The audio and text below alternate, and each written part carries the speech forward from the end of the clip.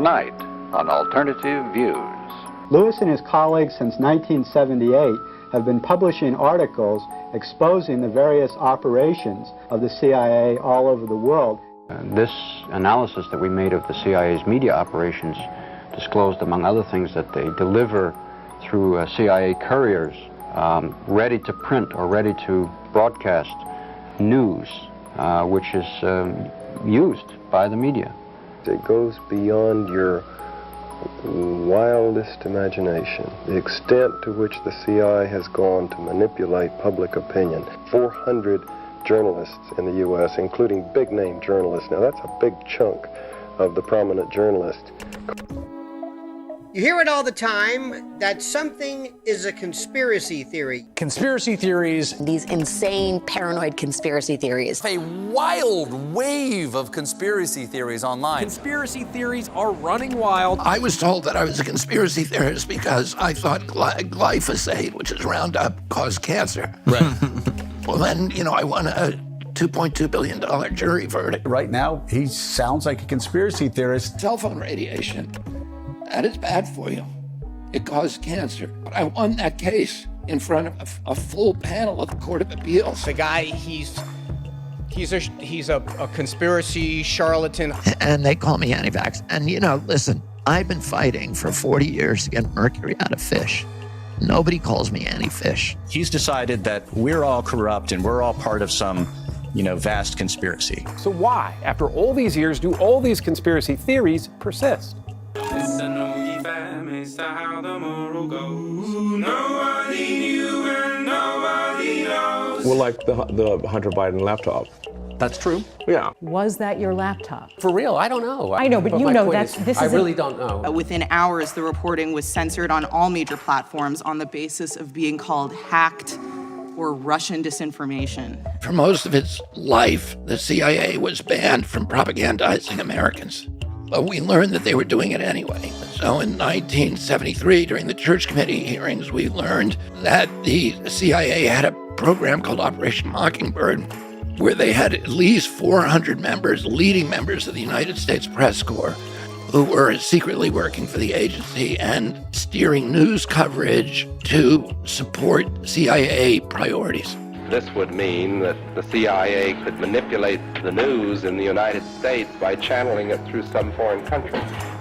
Listen, how the moral goes. Nobody knew and nobody knows.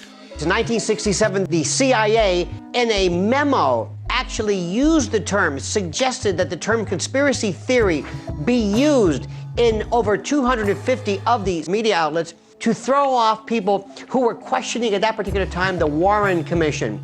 And to this day, it's still being used. But if you look what happened during the pandemic, the major press organs in this country were, instead of speaking truth to power, they were doing the opposite. They were broadcasting propaganda. They became propaganda organs for the government agencies. They were actually censoring the speech of anybody who dissents of the powerless. It was an organized conspiracy. And it was the name of it was the Trusted News Initiative. The Trusted News Initiative was begun before the last election. The Trusted News Initiative. Thank you for tuning in. I'm Jessica Cecil, the BBC's Director of the Trusted News Initiative.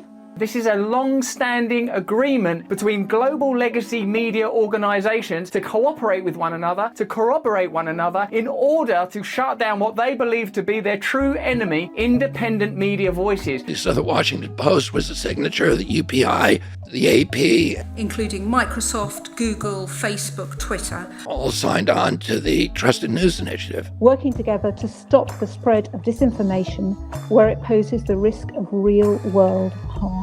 She says, when people look at us, they think we're competitors, but we're not. The real competitors are coming from all these alternative news sources now all over the net, and they're hurting public trust in us, and they're hurting our economic model, and they have to be choked off and crushed. Alternative media, they're built around the idea that the mainstream media is not telling you the truth. The existential threat, I think, is that overall breakdown in trust. It's all well documented, and I'm litigating on it right now, so I'm part of a lawsuit against the DNI. There's no First Amendment claim here at all, and he didn't sue one. He sued an antitrust claim a Sherman Act claim for collusion, for an agreement among all these media outlets. So actually, we've got a lot more to hold us together than we have to work in competition with each other. What I think is remarkable about RFK and his approach is he kind of sees these possibilities almost everywhere he looks. Because Michael Scher accused me of being a conspiracy theorist when he was actually part of a conspiracy, a true conspiracy, to suppress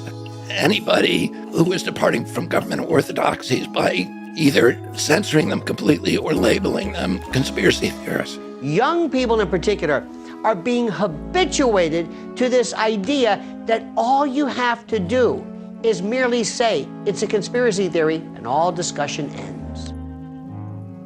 In the past, when there has been media and public focus on CIA operations and excesses, there has been pressure to cut back on the CIA. Although this program was made in 1982, the information contained in it has not been presented in the establishment media.